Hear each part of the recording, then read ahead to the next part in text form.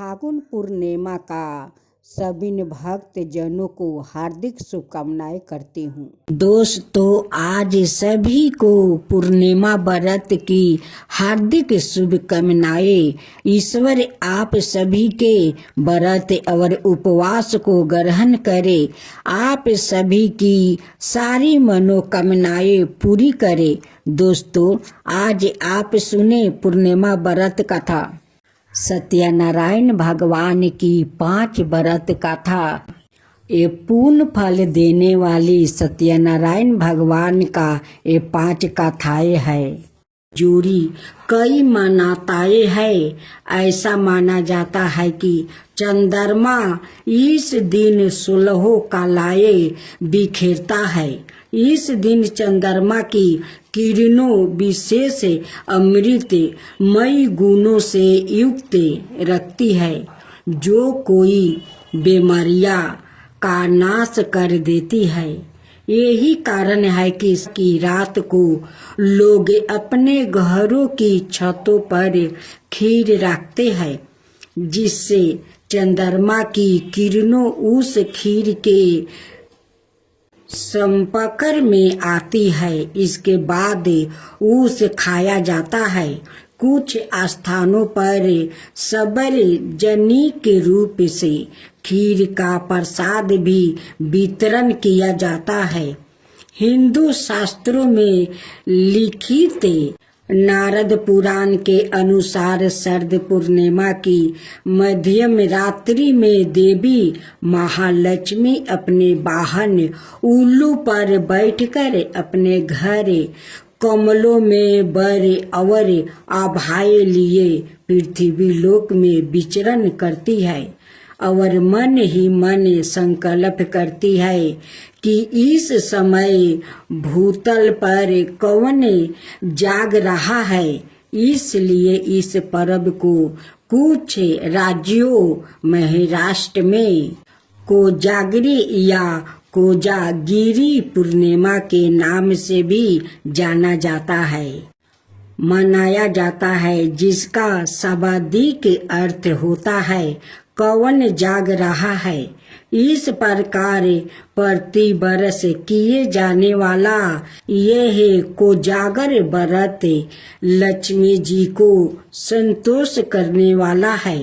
इससे प्रसन्न हुई माँ लक्ष्मी न केवल इस लोक में समृद्धि देती है, बल्कि शरीर का अंत होने पर परलोक में भी सौंदर्य प्रदान करती है। इस दिन वो अपने जागते हुए भक्तों को धन वैभव का आशीष देती है। कहते हैं कि जो जातक इस रात में जाग कर माँ लक्ष्मी की पूजा अर्चना करते हैं, माँ लक्ष्मी की उन पर अवश्य ही कृपा होती है। ज्योतिषियों के अनुसार भी जो इस रात को जाग कर माता लक्ष्मी की उपासना करता है, उसको मनोवांछित लाभ की प्राप्ति होती है। और यदि इसकी कुंडली में धन योग नहीं भी हो, तब भी माता उन्हें धन धनाय से अवश्य ही संपन्न कर देती है। उसके जीवन से निर्धनता का नाश होता है। इसलिए धन की इच्छा रखने वाले हर व्यक्ति को इस दिन रात को जाग कर अवश्य ही माता लक्ष्मी की पूजा करनी चाहिए। शरद पूर्णिमा की रात्रि में चंद्रमा की चांदनी का लाभ अवश्य ही उठाना चाहिए। इससे बरस भर स्वस्थ बने रहते हैं, मन प्रसन्न रहता है। शरद पूर्णिमा को रास लीला की रात भी कहते हैं। धर्म शास्त्रों के अनुसार शरद पूर्णिमा की रात को ही भगवान श्री कृष्ण ने गोपियों का साथ रास रचाया था। एक समय की बात है, नैसीरन तीर्थ में सैनिकादि 88,000 ऋषियों ने श्री सूत जी से पूछा, हे प्रभु, इस कलयुग में वेद विद्या रहित मनुष्यों को प्रभु भक्ति किस प्रकार मिल सकती है और उनका उद्धार कैसे होगा? हे मुनि श्रेष्ठ, कोई ऐसा तप बताइए जिससे थोड़े समय में ही पुण्य मिले और मनोवांछित फल भी मिल जाए। इस प्रकार की कथा सुनने की हम इच्छा रखते हैं। सबर शास्त्रों के गाता सूत जी बोले, हे विष्णुवो, मैं पूजिया आप सभी ने प्राणियों के हित की बात पूछी है, इसलिए मैं एक ऐसे श्रेष्ठ व्रत को आप लोगों को बताऊंगा जिसे नारद जी ने लक्ष्मी नारायण जी से पूछा था और लक्ष्मीपति ने मुनि श्रेष्ठ नारद जी से कहा था। आप सब इसे ध्यान से सुनिए। एक समय की बात है, योगी राज नारद जी दूसरों के हित की इच्छा लिए अनेकों लोकों में घूमते हुए मृत्यु लोक में आ पहुँचे। यहाँ उन्होंने अनेक योनियों में जन्म पराये सभी मनुष्यों को अपने कर्मों द्वारा अनेकों दुखों से पीड़ित देखा। उनका दुख देख नारद जी सोचने लगे कि कैसे यत्न किया जाए जिसके करने से निश्चित रूप से मानव के दुखों का अंत हो जाए। इसी विचार पर मनन करते हुए वो विष्णु लोक में गए। वहाँ वो देवों के ईश्वर भगवान नारायण की स्तुति करने लगे, जिनके हाथों में शंख चक्र गदा और प्रद्युम्न थे, गले में वरमाला पहने हुए थे। स्तुति करते हुए नारद जी बोले, हे भगवान, आप अत्यंत शक्ति से संपन्न है। मन और वाणी भी आपको नहीं पा सकती है। आपका आदि मध्यम और अंत नहीं है। निर्गुण स्वरूप दृष्टि के कारण भक्तों के दुख को दूर करने वाले आपको मेरा नमस्कार है। नारद जी की स्तुति सुन विष्णु भगवान बोले, हे मुनि श्रेष्ठ, आपके मन में क्या बात है? आप किस काम के लिए पधारे हैं? उसे निसंकोच होकर कहो। इस पर नारद मुनि बोले कि मृत्यु लोक में अनेक योनियों में जन्मे मनुष्य अपने कर्मों के द्वारे अनेकों दुख से दुखी हो रहे हैं। हे नाथ, आप मुझ पर दया रखते हैं तो बताइए कि वो मनुष्य थोड़े प्रयास से ही अपने दुखों से कैसे छुटकारा पा सकते हैं। श्री हरि बोले, हे नारद, मनुष्यों की भलाई के लिए तुमने बहुत अच्छी बात पूछी है, जिसके करने से मनुष्य मोह से छूट जाता है। वो बात मैं कहता हूँ, उसे सुनो। स्वर्ग लोक ओ मृत्यु लोक दोनों में एक दुर्भा उत्तम व्रत है जो पुण्य देने वाला है। आज प्रेम बस होकर मैं उसे तुमसे कहता हूँ। सत्यनारायण भगवान का यह व्रत अच्छी तरह विधान पूर्वक करे, मनुष्य तुरंत ही यहाँ सुख भोग करे, मरने पर मोक्ष पाता है। श्री हरि के वचन सुने नारद जी बोले कि उस व्रत का फल क्या है और उसका विधान क्या है, यह व्रत किसने किया है, इस व्रत को किस दिन करना चाहिए, सभी कुछ विस्तार से बताइए। नारद जी की बात सुनकर श्री हरि बोले, दुख शोक को दूर करने वाला यह व्रत सभी स्थानों पर विजय दिलाने वाला है। मानव को भक्ति और श्रद्धा के साथ शाम को सत्यनारायण की पूजा धर्म परायण होकर ब्राह्मणों बंधुओं के साथ करनी चाहिए। भक्ति भाव से ही नववेद, केले का फल, घी, दूध और गेहूं का आटा सवाए ले। गेहूं के स्थान पर साठी का आटा, शक्कर और गुड़ लेकर सभी भक्षण योग्य पदार्थों को मिलाकर भगवान का भोग लगाए। ब्राह्मणों सहित बंधु बंधुओं को भी भोजन कराए। उसके बाद सवाए भोजन करे। भजन कीर्तन के साथ भगवान की भक्ति में लीन हो जाए। इस तरह से सत्यनारायण भगवान का यह व्रत करने पर मनुष्य की सारी इच्छाएं निश्चित रूप से पूरी होती है।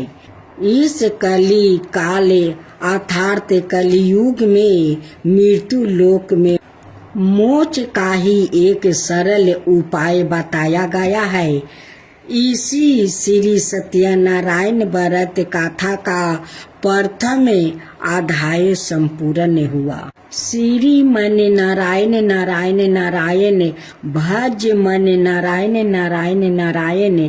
श्री सत्यनारायण भगवान की जय। दूसरा अध्याय। सूत जी बोले, हे ऋषियों, जिसने पहले समय में इस व्रत को किया था उसका इतिहास कहता हूँ, ध्यान से सुनो। सुंदर काशीपुरी नगरी में एक अत्यंत निर्धन ब्राह्मण रहता था।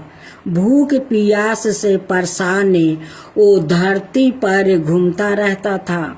ब्राह्मणों से प्रेम करने वाले भगवान ने एक दिन ब्राह्मण का भेष धारण कर उसके पास जाकर पूछा, हे बीरबे, नित्य दुखी होकर तुम पृथ्वी पर क्यों घूमते हो? दीन ब्राह्मण बोला, मैं निर्धन ब्राह्मण हूँ, भिक्षा के लिए धरती पर घूमता हूँ। हे भगवान, यदि आप इसका कोई उपाय जानते हो तो बताइए। वृद्धा ब्राह्मण कहता है कि सत्यनारायण भगवान मनोवांछित फल देने वाले हैं, इसलिए तुम उनका पूजन करो। इसे करने से मनुष्य सभी दुखों से मुक्ति हो जाता है। वृद्धा ब्राह्मण बन कर आया सत्यनारायण भगवान उस निर्धन ब्राह्मण को व्रत का सारा विधान बताकर अंतर्ध्यान हो गए। ब्राह्मण मन ही मन सोचने लगा कि जिस व्रत को वृद्धा ब्राह्मण कहने को कह गया है, मैं उसे जरूर करूँगा। यह निश्चय करने के बाद उसे रात में नींद नहीं आई। वो सवेरे उठकर सत्यनारायण भगवान का व्रत का निश्चय कर भिक्षा के लिए चल गया। उस दिन निर्धन ब्राह्मण को भिक्षा में बहुत धन मिला, जिससे उसे बंधुओं के साथ मिलकर श्री सत्यनारायण भगवान का व्रत संपन्न किया। भगवान सत्यनारायण का व्रत संपन्न करने के बाद वो निर्धन ब्राह्मण सभी दुखों से छूट गया और अनेक प्रकार की संपत्तियों से युक्त हो गया। उसी समय से यह ब्राह्मण हर माहे इस व्रत को करने लगा।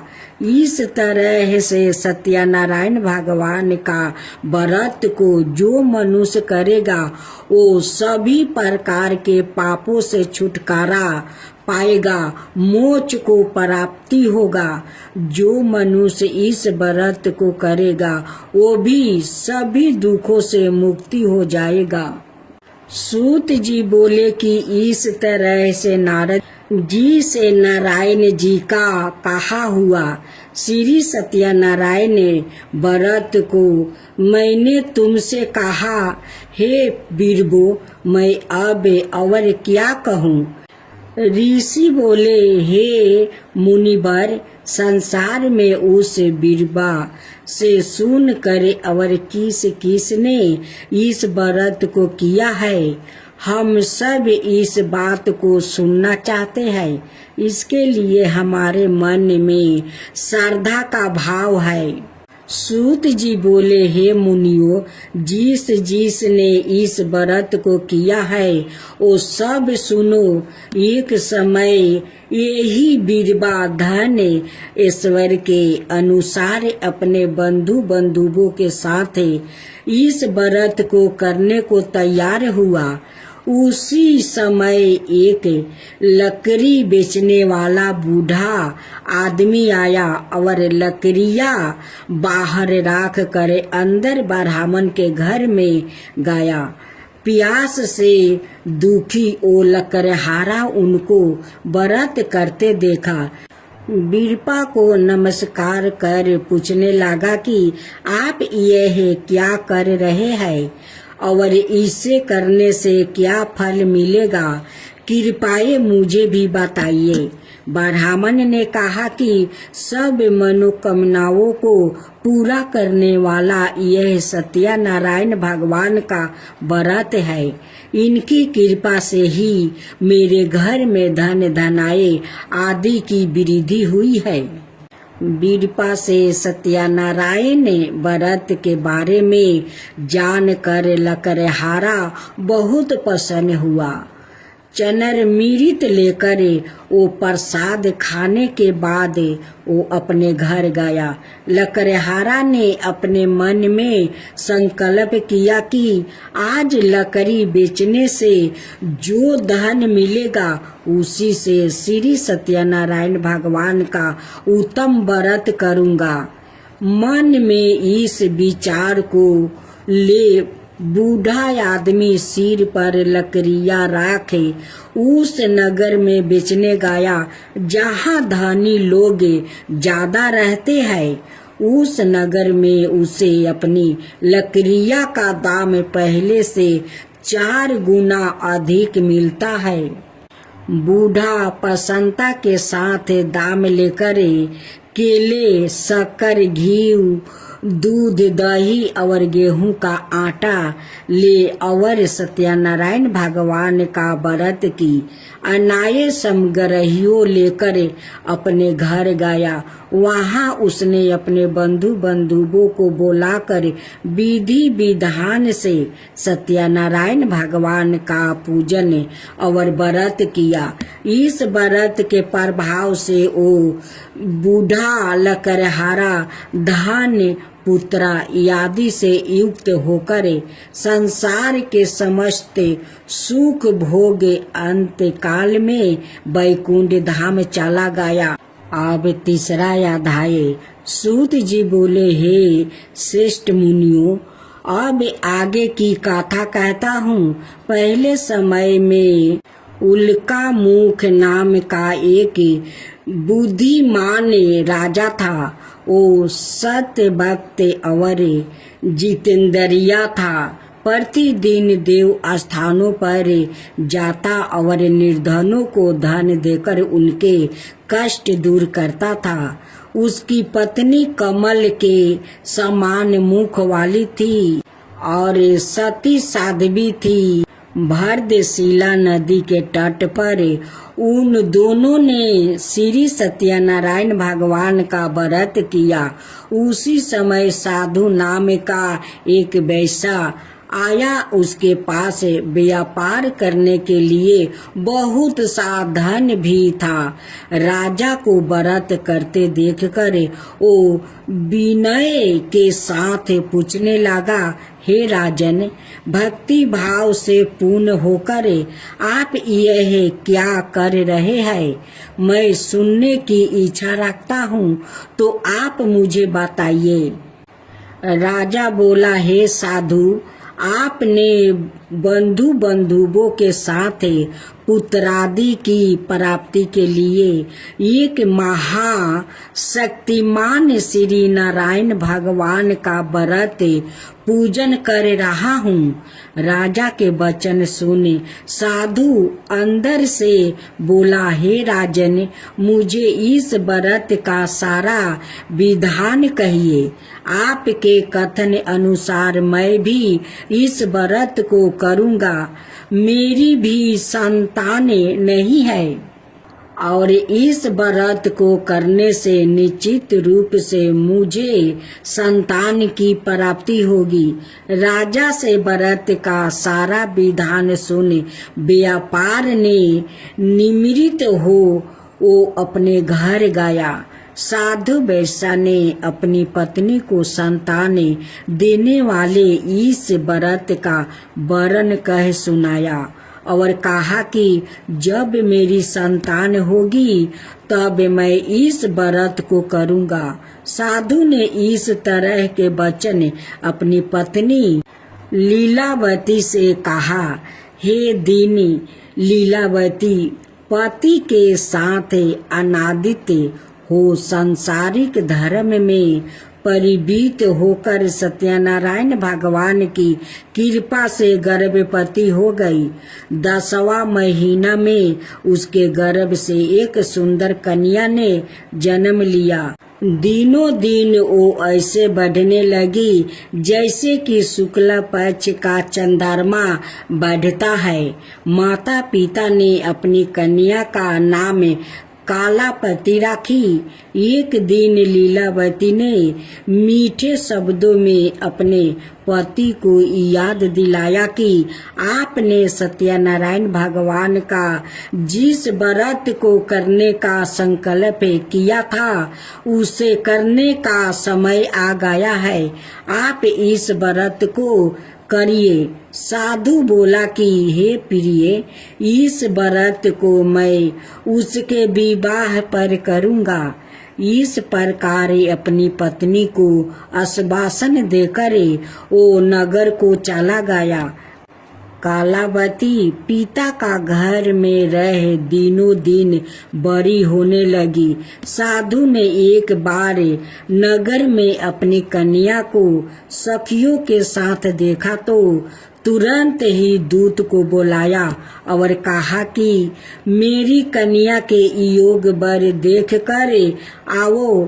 साधु की बात सुनकर दूत कंचन नगर में पहुंचा और वहाँ देखभाल कर लड़की का सुयोग बानिक पुत्रा को ले आया। सुयोग लड़के को देख साधु ने बंधु बंधुओं को बुलाकर अपनी पुत्री का विवाह कर दिया। लेकिन दुर्भाग्य की बात यह कि साधु ने अभी भी श्री सत्यनारायण भगवान का व्रत नहीं किया। इस पर श्री भगवान क्रोध हो गए और श्राप दिया कि साधु को अत्यधिक दुख मिले। अपने कार्य में कुशल साधु बनिया जमाई को लेकर समुद्र के पास स्थित होकर रत्नासरपुर नगर में गया। वहां जाकर दामाद ससुर दोनों मिलकर चंद्रकेतु राजा के नगर में व्यापार करने लगे। एक दिन भगवान सत्यनारायण की माया से एक चोर राजा का धन चुराकर भाग रहा था। उसने राजा के सिपाहियों को अपना पीछा करते देखकर चुराया हुआ धन वहां रख दिया जहां साधु अपने जमाई का साथ ठहरा हुआ था।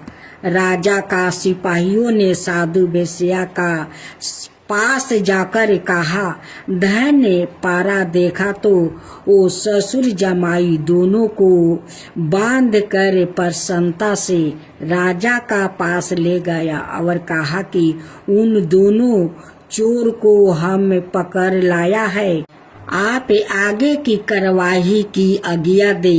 राजा की आज्ञा से उन दोनों को कठिन कारावास में डाल दिया गया और उनका सारा धन भी उससे छीन लिया गया। श्री सत्यनारायण भगवान का श्राप से साधु की पत्नी भी बहुत दुखी हुई। घर में जो धन रखा था उसे चोर चोरा कर ले गया। शारीरिक और मानसिक पीड़ा, भूख प्यास से अति दुखी हो अन्न की चिंता में कालावती एक ब्राह्मण के घर गई। वहां उसने श्री सत्यनारायण भगवान का व्रत होते देखा, फिर कथा भी सुनी। वो प्रसाद ग्रहण कर रात को घर वापस आई। माता ने कालापति से पूछा कि हे पुत्री, अब तक तुम कहाँ थी, तेरे मन में क्या है? कालावती ने अपनी माता से कहा, हे माता, मैंने एक ब्राह्मण का घर में श्री सत्यनारायण भगवान का व्रत देखा है। कन्या के वचन सुन लीलावती भगवान की पूजन की तैयारी करने लगी। लीलावती ने परिवार बंधुओं सहित सत्यनारायण भगवान का पूजन किया और उससे वर मांगा कि मेरे पति और जमाई शीघ्र घर आ जाए। साथ ही यह भी प्रार्थना की कि हम सबका अपराध क्षमा करे। श्री सत्यनारायण भगवान इस व्रत से संतोष हो गया और राजा चंद्रकेतु को सपने में दर्शन देकर कहा, हे राजन, तुम उन दोनों वेश्या को छोड़ दो और तुमने उनका जो धन लिया है उसे वापस कर दो। अगर तुमने ऐसा नहीं किया तो मैं तुम्हारा धन, राज, संतान सभी को नष्ट कर दूंगा। राजा को यह सब कहकर भगवान अंतर्ध्यान हो गए। प्रात काल सभा में राजा ने अपना सपना सुनाया, फिर बोले कि बानिक पुत्र को कैद से मुक्त करे, सभा में लाओ। दोनों ने आते ही राजा को प्रणाम किया। राजा मीठी वाणी में बोला, हे महानुभावों, भाग्य बस ऐसा कठिन दुख तुम्हें प्राप्ति हुआ है, लेकिन अब तुम्हें कोई भय नहीं है।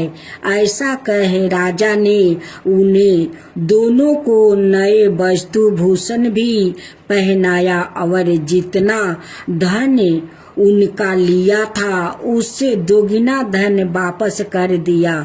दोनों वेश्या घर को चल दिया। श्री मन नारायण नारायण नारायण, भज मन नारायण नारायण नारायण। श्री सत्यनारायण भगवान की जय।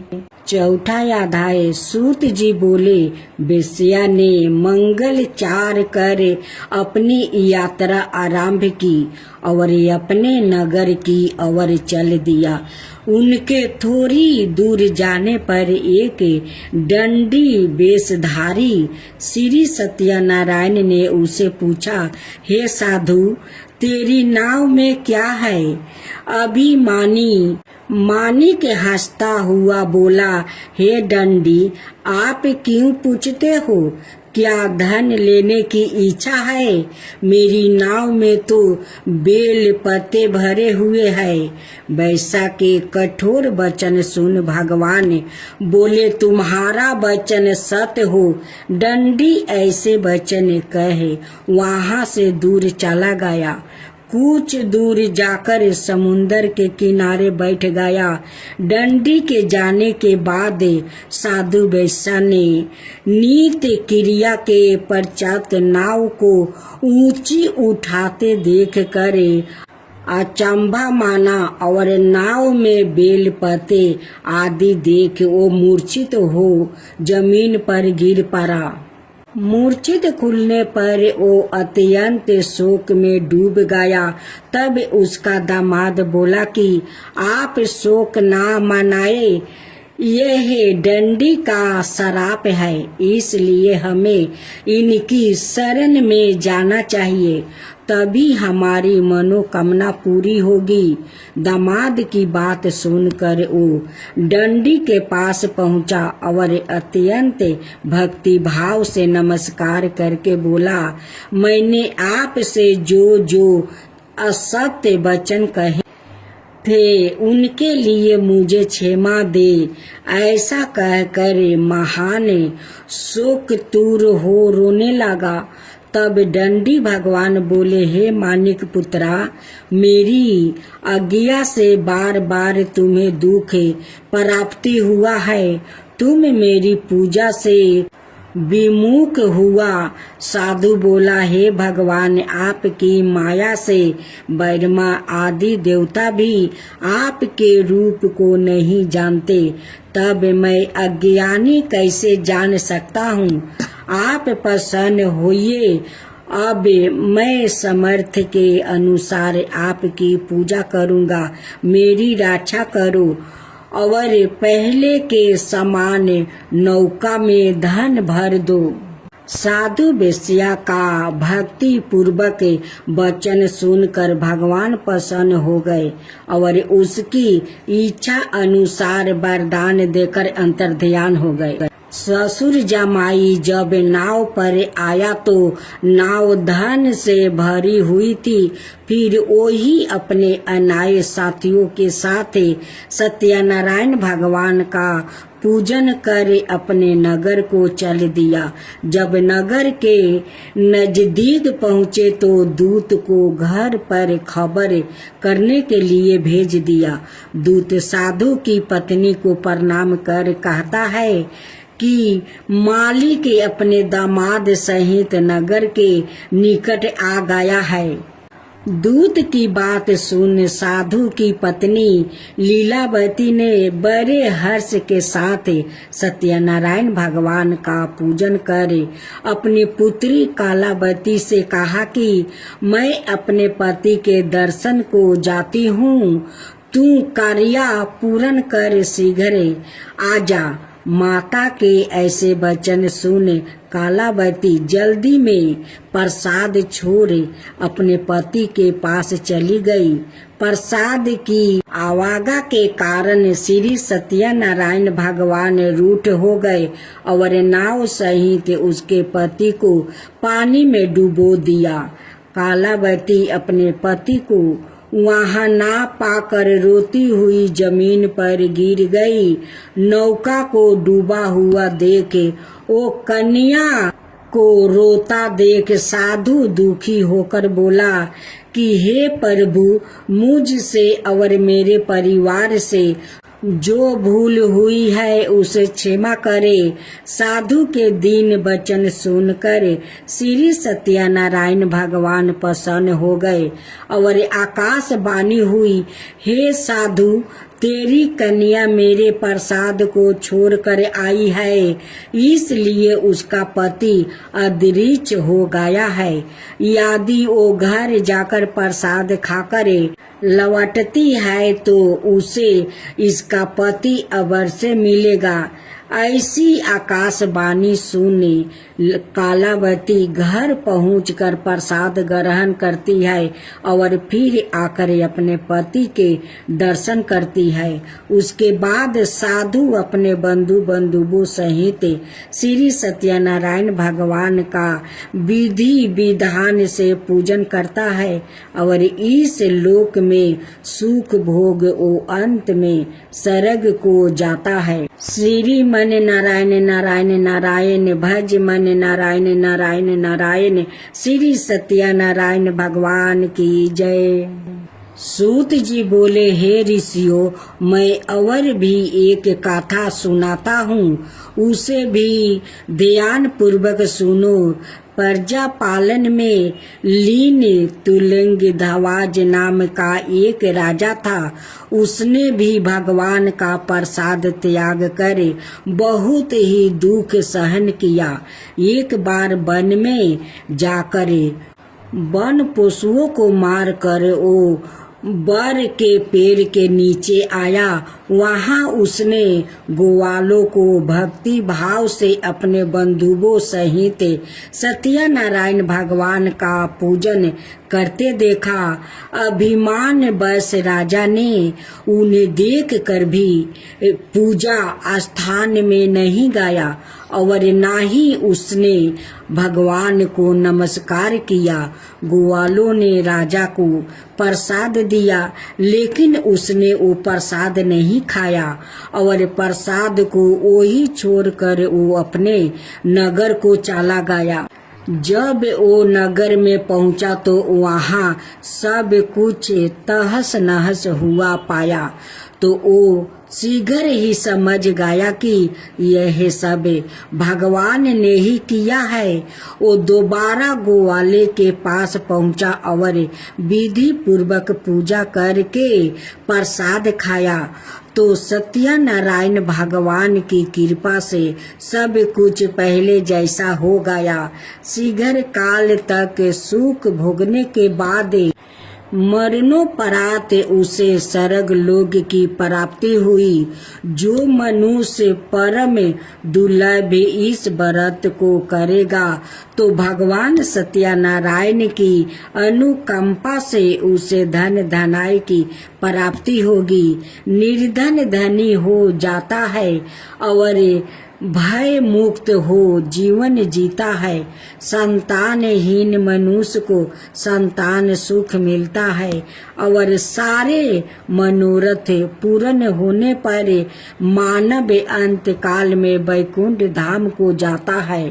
सूत जी बोले, जिन्होंने पहले इस व्रत को किया है, अब उनके दूसरे जन्म की कथा कहता हूँ। वृद्ध सातानंद ब्राह्मण ने सुदामा का जन्म लेकर मोक्ष की प्राप्ति की। लकड़हारा ने अगले जन्म में निषाद बनकर मोक्ष प्राप्ति किया। उल्का मुख नाम का राजा दशरथ होकर वैकुंठ को गया। साधु नाम का वैश्य ने मूर्धवाजा बनकर अपने पुत्र को आरे से चीर कर मोक्ष पाया। महाराज दंतध्वज ने स्वयंभू होकर भगवान में भक्ति युक्त होकर कर्म कर मोक्ष पाया। श्री मन नारायण नारायण नारायण, भज मन नारायण नारायण नारायण।